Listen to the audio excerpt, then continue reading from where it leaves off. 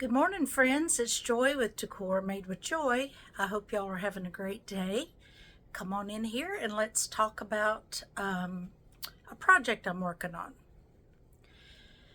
Here on my easel, you see, I feel a little bit schizophrenic right now, and Missy with Beautifully Done was laughing at me yesterday because I had a Halloween project going. She and her husband make these 3D attachments, this cute little ghost with the candy corn. I don't really do a whole lot of scary. Halloween is just not my jam, but this little cutie I thought would be cute, and I'm putting it on top of a candlestick holder that I had. So I don't know how that's going to evolve, but that's on my work table. But I was also working on a Christmas and some fall things. So yeah, it's a crazy time of the year. We don't quite know what season to work in. But I wanted to show you this swag that I'm working on. It's a pine and holly.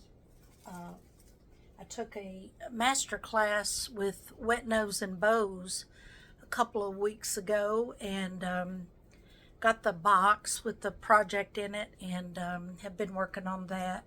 I think doing this project has really made me realize I love classic Christmas beyond everything. I just love it. And I don't enjoy doing a lot of the big mesh wreaths. I do them, but they're hard for me to sell at that price point, and they're just not my favorite.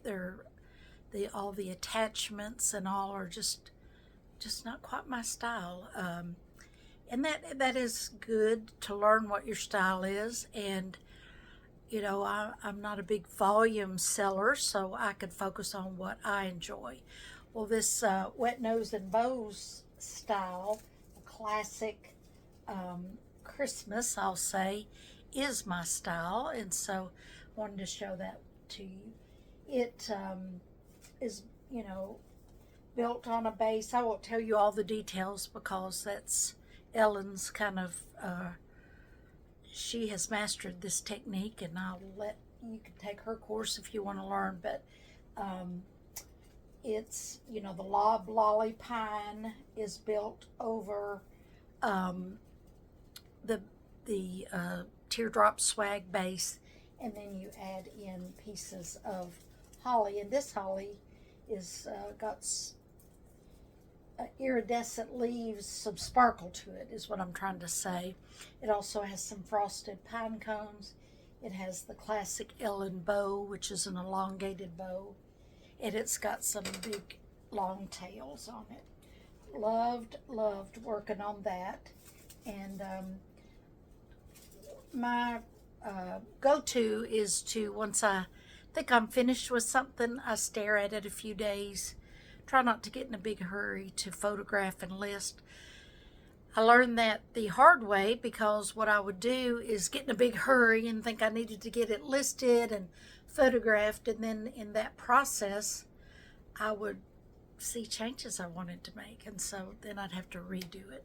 So I've slowed my roll down some as I've gone along, and I think this one's finished, but I will stare at it a bit more today, maybe tomorrow, and turn it over and look at the back, and take some test pictures up here and stare at those and see.